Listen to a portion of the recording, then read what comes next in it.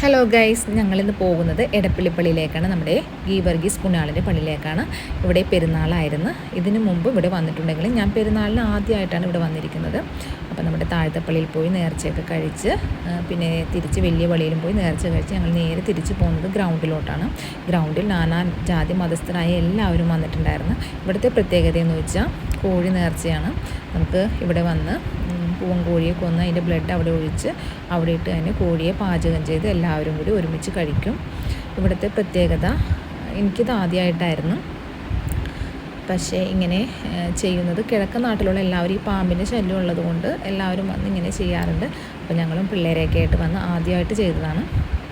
അങ്ങനെ നേർച്ചയൊക്കെ കഴിച്ച് നമ്മുടെ ജിത്തപ്പൻ ഉരുളിയും ചുമന്ന് നേരെ പോകുന്നത് കുറച്ച് ദൂരത്തേക്കാണ്. അത് വണ്ടി പാർക്ക് ചെയ്യുന്നത് കുറച്ച് ദൂരത്തെയായിരുന്നു.